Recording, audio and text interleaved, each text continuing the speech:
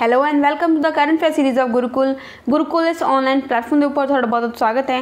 तो इस platform through आप डिस्कस करते हैं डेली के कुछ इंपॉर्टेंट करंट न्यूज़ जिहदे आप डिस्कस करन जा रहे हैं अज कुछ इंपॉर्टेंट न्यूज़ जिहड़े कि 29 जून 2021 के इंपॉर्टेंट है। स्टार्ट करते हैं अपने सैशन फर्स्ट इंपॉर्टेंट टॉपिक के नाल।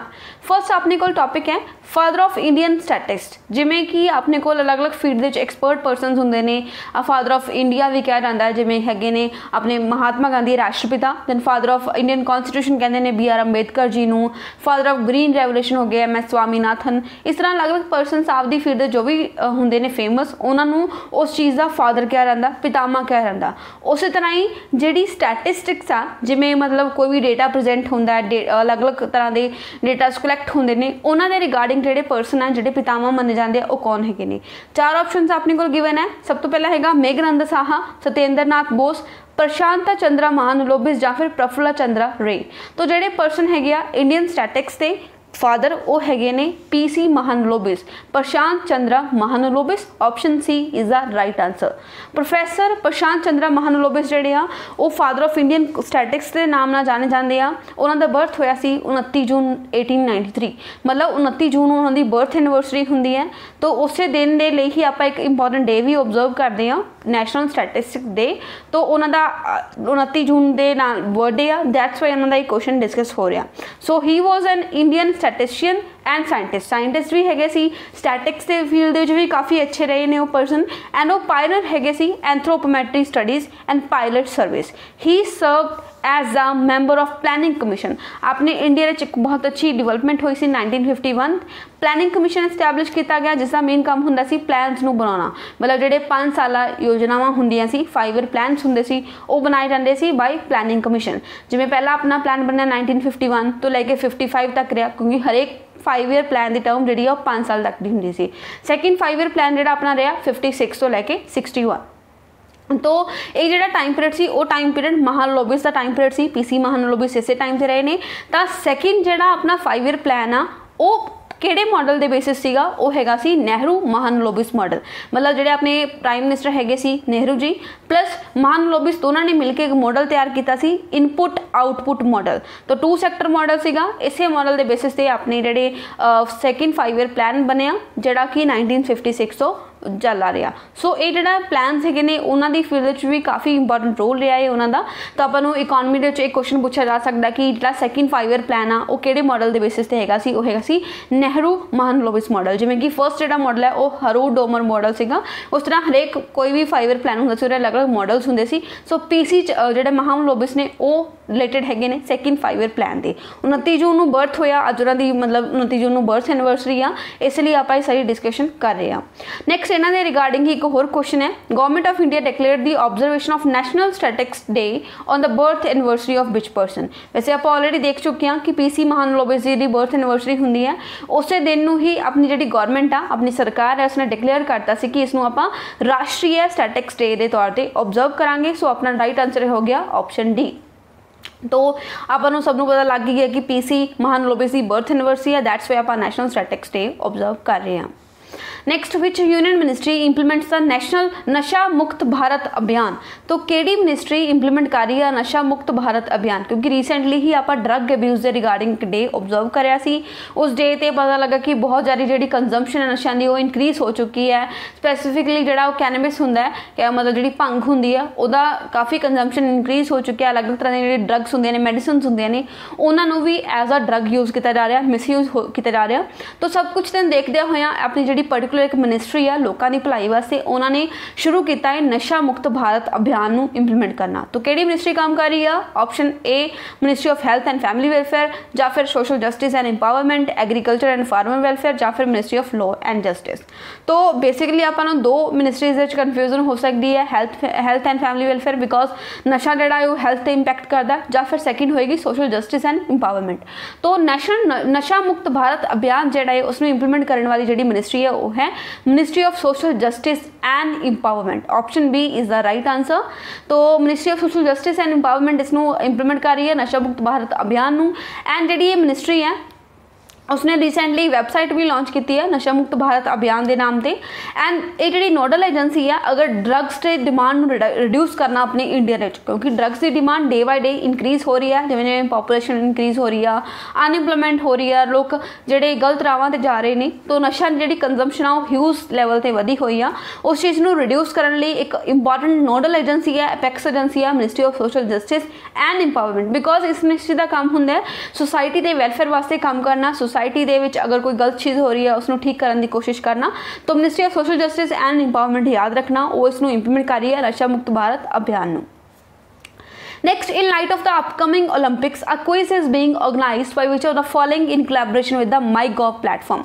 MyGov platform ਦੇ ਨਾਲ ਮਿਲ ਕੇ पर्टिकुलर केड़ी ऑर्गेनाइजेशन एक क्विज कंपीटिशन जिहड़ा है उसनू करवाउण कर जा रही है। क्यों? क्योंकि अपने ओलंपिक्स होने वाले आ, नैक्सट मंथ दे ओलंपिक शुरू हो जाएंगे, तो उस तौर पर अजकल ओलंपिक्स की काफ़ी ज़्यादा न्यूज़ होंगी है, बिकॉज ये बहुत ही इंपॉर्टेंट टॉपिक है अगर आप स्पोर्ट्स से जो गल करिए। सो ये जिहड़ा क्विज कंपीटिशन है उसनू कौन ऑर्गेनाइज करवा रहा? MyGov प्लेटफॉर्म के नाल मिल के। पहला ऑप्शन हैगी आ स्पोर्ट्स अथॉरिटी ऑफ इंडिया, जिन्हों आप साई भी कह दें SAI, then Indian Olympic association IOA, then athletics federation of India, या फिर option D both 1 and 2।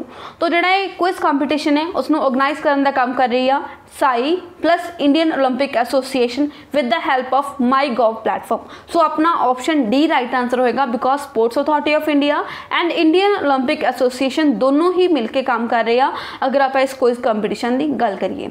So in light of upcoming Olympics क्यों हो रहा सब कुछ, बिकॉज ओलंपिक्स हो रहे हैं, दैट्स वाई जो क्विज कंपीटिशन है उसनू ऑर्गेनाइज करवाया जा रहा।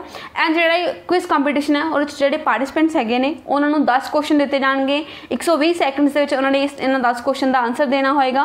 एंड जो क्विज है मतलब किस तरह के क्वेश्चन पूछे जाएंगे, GK होएगी, जनरल अवेयरनेस होएगी, या फिर की होएगा।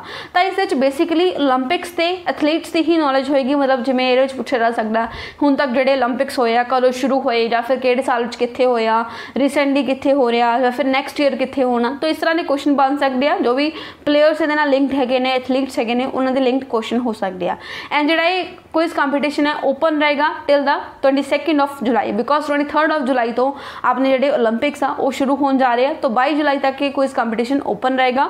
तुसीं भी पार्टिसिपेट कर सकते हो, अपनी जी साई है वो पोर्टल पर जाके आप जो क्विज कंपीटिशन है उसको प्ले कर सकते हो। सो इंपॉर्टेंट इन्फॉर्मेशन है, अपन पूछा जा सकता है कि क्विज कंपीटिशन किसने जो कंडक्ट कराया, बिकॉज रिसेंटली न्यूज़ नहीं तो कोई भी क्वेश्चन इन्होंने रिलेटेड होएगा तो अपने लिए इंपॉर्टेंट हो जाता है। Next, central government has extended the tenure of attorney general AGI, attorney general of India, by 1 more year till June 30, 2022। तो वो एरा मतलब एक बारी होर कहने का मतलब क्या है कि पहला भी एक बार इन्होंने टर्म जी वो एक्सटेंड हो चुकी है ना, फिर तो इन्होंने टर्म जी एक्सटेंड हो चुकी है। किहड़े पर्सन है ने इस टाइम ते अपने attorney general of India, attorney general मतलब जो इस टाइम के हाईएस्ट लॉ ऑफिसर होंगे अपनी कंट्री के, जोड़े किसी भी प्रोसीडिंग पार्लीमेंट की प्रोसीडिंग जाके बैठ सकते हैं। बस ये है कि उत्थे जाके वोटिंग नहीं कर सकते, बट किसी भी प्रोसीडिंग जाके बैठ सकते हो, उत्थे जाके ओके जो भी उत्थे प्रोसीजर चल रहे हैं उन्होंने सुन सकते हैं। अटॉर्नी जनरल ऑफ इंडिया तो ये जो AGI ने एक कॉन्स्टिट्यूशनल पोस्ट है, संविधानिक पोस्ट है, बिकॉज अपने कॉन्स्टिट्यूशन आर्टिकल नंबर 76 मैंशन किया होया कि there shall be attorney general of India. So at present किहड़े है ने देवी शेट्टी, KK वेणुगोपाल, रोहिंटन फली नरमन, या फिर N संतोष है। तो ये जो पर्सन है अपने attorney general of India AGI, central level पे AGI होंगे, स्टेट लेवल पे होंगे एडवोकेट जनरल ऑफ जो भी इंडिया। तो अपने AGI कौन है ने वो है ने KK Venugopal, option B is the right answer. इन्हों ही अगे एक्सटेंड कर दिता गया 30 जून 2022, मतलब पूरे 1 साल की टर्म जी है वो एक्सटेंड हो चुकी है। The central government has extend the tenure of AGI KK Venugopal by 1 more year। 1 more year कहने का मतलब क्या है कि पहला भी उन्होंने जी टर्म है वो एक्सटेंड की गई सी 2020 2020 उन्होंने टर्म जी एक्सपायर हो रही सी उसनों 1 साल एक्सटेंड करता। एंड उन्होंने अपॉइंट कदों किया गया सी जुलाई 1 2017 तो लैके लगातार 22 तक वो अपनी जी टर्म से रहेंगे, 5 साल उन्होंने ऑफिस हो गया। So he took over as the 15th AGI, जब मतलब अपने इंडिया के हुण तक के फ्री इंडिया के 15वें अटॉर्नी जनरल ऑफ इंडिया रहे ने after farmer MG Mukul Rohatgi resign, मतलब जो इतों पहला वाले 14th attorney general of India है सी उन्होंने रिजाइन करता, उस बार 15th बने, दैन उन्होंने 16th मतलब बनने सी तो उदों भी उन्होंने एक्सटेंशन होगी ना, अगेन तो उन्होंने एक्सटेंशन हो चुकी है अपने अटॉर्नी जनरल ऑफ इंडिया। सो नाम याद रखना बहुत ही इंपॉर्टेंट है KK Venugopal. Next question, ISRO will launch the first uncrewed mission in December 2021 as part of the human space flight program Gaganyaan. तो इसरो का एक बहुत ही इंपॉर्टेंट प्रोग्राम है जिसका नाम है गगनयान। इसनों 2022 ਵਿੱਚ इंप्लीमेंट लॉन्च कराया जाना। तो इसे प्रोग्राम के लिए ही पहली अनक्रूड मतलब जिस कोई भी क्रू मैंबर नहीं होएगा, मतलब विदाउट ह्यूमन बीइंग जाएगी, वो मिशन अपना 2021 ਦੇ ही दिसंबर ਦੇ लॉन्च किया जा रहा है। बिकॉज आप अगले साल ह्यूमन स्पेस फ्लाइट भेजन जा रहे हैं। ह्यूमन मतलब जिहदे ह्यूमन बीइंग जाएंगे जिन्हां दी प्रॉपर ट्रेनिंग हुई है रशिया दे विच। तो ये लिए ही पहला एक प्री लॉन्च किया जा रहा। तो इस लॉन्च के लिए किहड़ा व्हीकल जिहड़ा है यूज़ हो रहा, किहड़ा लॉन्चर यूज़ किया जा रहा, क्योंकि जो भी कोई रॉकेट लॉन्च करना है, कोई मिशन लॉन्च करना है, कोई सैटेलाइट लॉन्च करना है, उहदे लिए आपां नूं अलग अलग तरह के जिहड़े लॉन्च व्हीकल्स चाहिए हुंदे आ। GSLV Mark 3, PSLV XL या फिर ASLV SLV 3। तो इन्हां तो किहड़ा व्हीकल जिहड़ा यूज़ किया गया इस जिहड़ा अनक्रूड मिशन दे लई। सो अपने इंडिया का जिहड़ा हाईएस्ट पेलोड वाला जिहड़ा व्हीकल है, लॉन्च व्हीकल, वो हैगा GSLV Mark 3। इनू अपने इंडिया का बाहुबली भी कहा जाता, बिकॉज काफ़ी पावरफुल हैगा, काफ़ी हैवी वेट नूं लॉन्च कर सकता। सो इसे नूं यूज़ किया जा रहा अपने इसरो के पहले अनक्रूड स्पेस मिशन के लिए। सो इसका राइट आंसर की हो गया ऑप्शन ए। पहला मतलब स्पेस मिशन इसरो का नहीं आ, मतलब गगनयान दे तो पहला गगनयान का पहला जिहड़ा मिशन है, क्योंकि गगनयान ने तो नैक्सट ईयर जाना, उहदा ही एक प्री मिशन जिसनों लॉन्च किया गया। Option A is the right answer. ISRO जिहड़ा इसनों लॉन्च करन जा रहा दिसंबर 2021 एंड ये पार्ट हैगा गगनयान का, मतलब गगनयान का पहला पार्ट भेजा जा रहा। ऑब्जेक्टिव की है गगनयान प्रोग्राम का कि आप की कर सकीए, अपनी कैपेबिलिटी दिखा सकीए दुनिया में भी असी ह्यूमन बीइंग्स नूं भेज सकते हैं स्पेस के विच। एंड ये कित्थे भेजे जाएंगे? लो अर्थ ऑर्बिट। लो अर्थ ऑर्बिट का मतलब की हुंदा कि अपने अर्थ के सरफेस तो 10,000 जिहड़े किलोमीटर की ऊंचाई ते जिहड़ा ऑर्बिट हुंदा अर्थ का, उसनूं कहने आपां लो अर्थ ऑर्बिट। उस पर अपना मीडियम अर्थ ऑर्बिट हुंदा 40 आई थिंक सो सॉरी 1000 ते हुंदा अपना लो अर्थ ऑर्बिट, 10,000 ते अपना हुंदा मिडल जिहड़ा मीडियम एंड पूरा हाई वाला जिहड़ा हुंदा वो हुंदा 40,000 की ऊंचाई ते। सो ये लो अर्थ ऑर्बिट दे विच भेजा जा रहा। अपनी इंडिया की जिहड़ी कैपेबिलिटी नूं शो करेगा किस तरह आप जिहड़े ह्यूमन बीइंग्स नूं भेज सकते हैं, दैन उन्हां नूं वापस भी आप सेफली लैके आ सकते हैं। तो इस तरह इंडिया की जिहड़ी एफिशिएंसी है काफ़ी डिवेलप हो चुकी है अगर आप स्पेस की फील्ड में काम करिए। इसरो काफ़ी इंपॉर्टेंट ऑर्गेनाइजेशन अपने इंडिया की।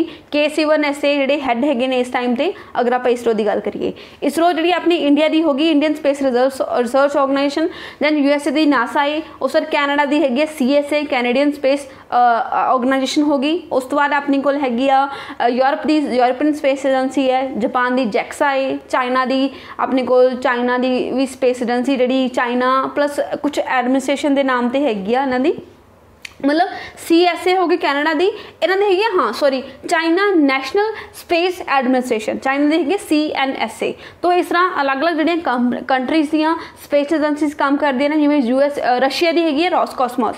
तो अपन ये भी पूछा जा सकता है भी किहड़ी पर्टिकुलर जिहड़ी स्पेस एजेंसी है किहड़ी कंट्री की है। सो इंडिया की होगी इसरो। इसरो जिहड़ी है इसरो का heavy lift launcher GSLV Mark 3 है जिहड़ा वो इस मिशन के लिए काम करन जा रहा, जिसनों आपां लॉन्च करने uncrewed mission as a part of Gaganyaan programme जोड़ा कि 2022 लॉन्च होना है। नैक्सट इंडिया ने सक्सैसफुली टेस्ट फायरिंग की अग्नि सीरीज़ की एक मिसाइल है Agni prime off the coast of which state, मतलब किहड़ी स्टेट के कोस्ट तो इसकी जी टेस्टिंग की गई है अग्नि प्राइम। अग्नि सीरीज़ के अपने को काफ़ी सारे जोड़े मिसाइल्स हैगियां सी, तो उन्होंने ही एक एडवांस्ड वर्जन है अग्नि प्राइम। ये लॉन्च किया गया ओडिशा, आंध्र प्रदेश, तमिलनाडु या फिर महाराष्ट्र।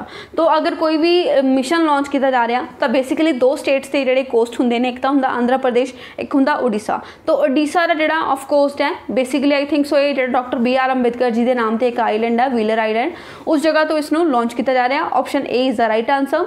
इंडिया ने सक्सैसफुली कैरिड आउट कर लिया test firing of new missile, मतलब ये टेस्ट फायरिंग हो चुकी है 28 जून को हुई सी ओडिशा के कोस्ट तो अग्नि प्राइम जोड़ा ये हैगा अपने को लॉन्च सॉरी मिसाइल है एंड न्यूक्लियर कैपेबल मिसाइल, मतलब ये न्यूक्लियर कैपेबल है, न्यूक्लियर वॉरहेड भी कैरी कर सकती है, fully made up of composite material and it was test book launch and basically ये याद की रखना आप 1000 तो लैके 2000 या फिर 1500 के विचकार की रेंज हैगी आ, सरफेस टू सरफेस ये मिसाइल है अग्नि प्राइम। ये बारे अपने को नैक्सट 2 क्वेश्चन भी ये लिंक्ड ही होंगे।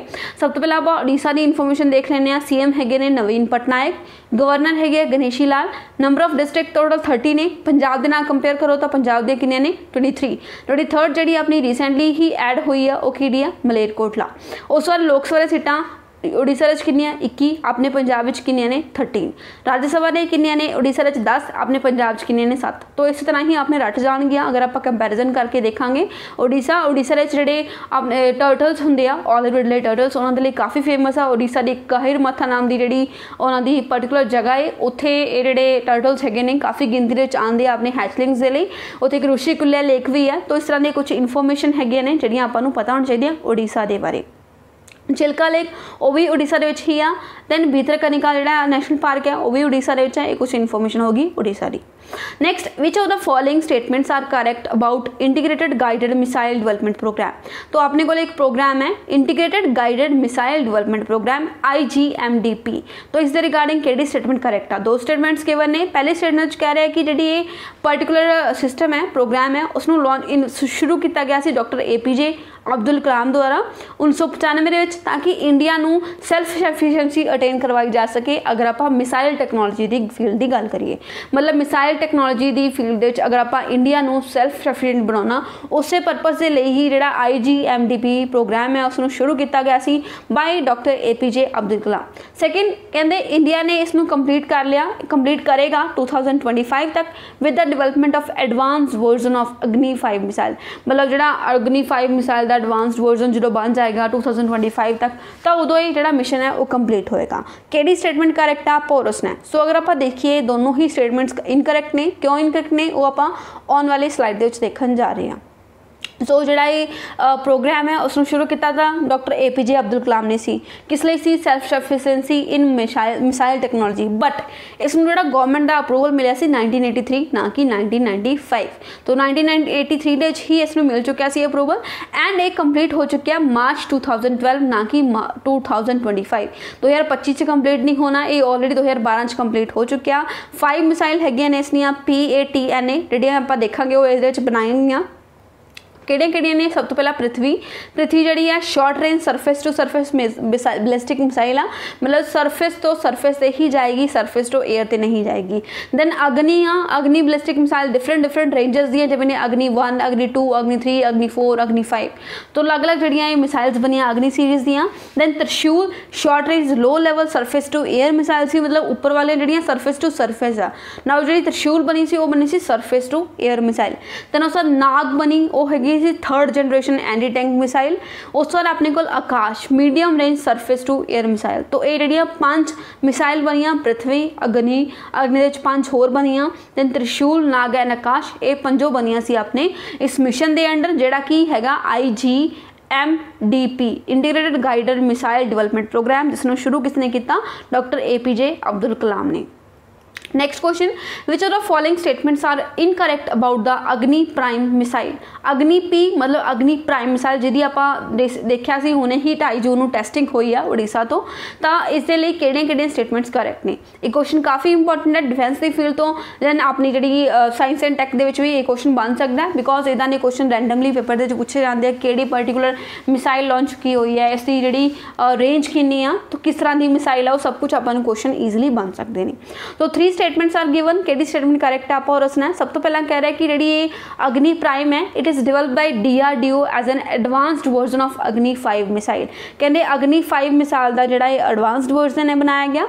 Next it is an intercontinental ballistic missile with surface to air capability कि जी अग्नि प्राइम है ना वो इंटरकॉन्टिनेंटल आ बैलिस्टिक मिसाइल है सरफेस टू एयर काम करेगी, मतलब जमीन तो इसनों एयर के विच लॉन्च किया जा सकता है। थर्डली कह रहा है कि जो न्यूक्लीयर कैपेबल हैगा जोड़ा कि पेलोड कैरी कर सकता है 1000 किलोग्राम तक। सो केड़ी स्टेटमेंट करेक्ट आ इन्होंने अगर मैं तुहानूं दसां तां सिर्फ और सिर्फ 3rd स्टेटमेंट करेक्ट आ, बाकी दोनों रॉन्ग ने। तो आपां क्वेश्चन पूछा ही गया सी इनकरेक्ट केड़ी आ बिकॉज जी अग्नि 5 का एडवांस वर्जन नहीं आ, ये अग्नि 1 का एडवांस वर्जन है। अग्नि 1 5 की है आप देखा सी अग्नि मिसाइल बैलिस्टिक मिसाइल सी 5 रेंजेस लॉन्च की गई अग्नि 1 अग्नि 2 अग्नि 3 अग्नि 4 एंड अग्नि 5। तो जी अग्नि प्राइम है वो अग्नि 1 का एडवांस्ड वर्जन है, ना कि अग्नि 5 का। तो इदा ने टैक्नीकल क्वेश्चन आपको बन सकते हैं कि आपको की पता, आपको ये पता कि अग्नि प्राइम है अग्नि का एडवांस्ड वर्जन है, बट अग्नि के जो कि एडवांस्ड वर्जन है वो भी आपको पता होना चाहिए। तो अग्नि 1 का एडवांस्ड वर्जन है। सैकेंडली ये सरफेस टू एयर नहीं है, एक सरफेस टू सरफेस ही काम करेगी, मतलब जमीन तो जमीन ते ही काम करेगी, अपने एयर दे काम नहीं कर सकती। थर्ड स्टेटमेंट बिल्कुल करैक्ट है। 1000 किलोग्राम की जी पेलोड की कैपेसिटी आ, न्यूक्लियर कैपेबल भी ये मिसाइल हैगी है। सो अपना राइट आंसर की हो गया इस क्वेश्चन के अकॉर्डिंग आप इनकरेक्ट दसना सी, तो राइट आंसर की हो गया अपना ऑप्शन ए, और 1 and 2 स्टेटमेंट्स आर इनकरेक्ट। अग्नि प्राइम एडवांस्ड वर्जन है अग्नि 1 का, and the Agni prime is a short range ballistic missile that will have a range of 1000 to 50, मतलब 1000 किलोमीटर तो लैके 15000 किलोमीटर की पेलोड की जी मिसाइल हैगी आ। एडवांस फीचर ये काफ़ी अच्छे है ने, रोड मोबिलिटी काफ़ी अच्छी है, and surface to surface missile है, क्योंकि अपन पेपर ईजिली पूछा जा सकता सरफेस टू एयर। हालांकि ना टैक्नीकल पॉइंट्स वाला आप ध्यान नहीं देंगे, बट पेपर यही क्वेश्चन अपना 1 नंबर लैके जा सकते हैं। So surface to surface missile है, पेलोड कैपेसिटी 1000 किलोग्राम की होगी, न्यूक्लियर वॉरहेड्स भी कैरी कर सकते हैं, double stage missile, and it will be fighter and much steeper than its predecessor. मतलब जो पहला वर्जन सी ना अग्नि 1 वो तो काफ़ी एडवांस वर्जन है, जिमें अपने मोबाइल फोन्स होंगे ना अपडेट हो जाते हैं, मोबाइल का वर्जन अपडेट हो जाता, नवे वर्जन कुछ नवे फीचर्स आ जाते, या फिर मान लो अपने फोन है आईफोन 10 आ गया, 11 आ गया, 12 आ गया, तो हरेक फोन कुछ ना कुछ अलग तो फीचर्स होंगे ने। तो इस तरह अग्नि 1 का एडवांस्ड वर्जन है अग्नि प्राइम, जिन्होंने अग्नि पी भी कह रहे हैं। सो ये आपने कुछ साइंस एंड टैक के काफ़ी इंपॉर्टेंट क्वेश्चन बन रहे थे अज के जोड़े सैशन में। आप साइंस एंड टैक के बहुत ही इंपॉर्टेंट क्वेश्चन डिस्कस करते हैं, प्लस जो भी अपने लिए इंपॉर्टेंट बन रहे थे वो सब कवरेज हो चुकी है। सो कल के सैशन में मिलांगे कुछ होर इंपॉर्टेंट करंट अफेयर्स नाल। टिल दैन थानू कोई भी इन्फॉर्मेशन चाहिए हो तो इस नंबर पर कॉन्टैक्ट कर सकते हो। एंड एक चीज़ होर कि अपने गुरुकुल बठिंडा के ऑफलाइन बैचेस भी स्टार्ट हो चुके हैं, जिहदे अपने को रिसेंटली ही जोड़े नवे बैच शुरू होया, अपने SI का शुरू हो रहा बैच 1 जुलाई तो, प्लस जोड़े पुलिस कांस्टेबल के बैचेस ने सारे जो ऑफलाइन बैचेस उन्होंने इन्फॉर्मेशन इस नंबर पर कॉन्टैक्ट करके लै सकते हो। एंड अगर थानू वीडियो पसंद आई हो तो लाइक शेयर ते सबसक्राइब जरूर करना। मिलांगे कल के सैशन में कुछ होर इंपॉर्टेंट करंट अफेयर्स नाल। Till then bye bye, take care, Jai Hind.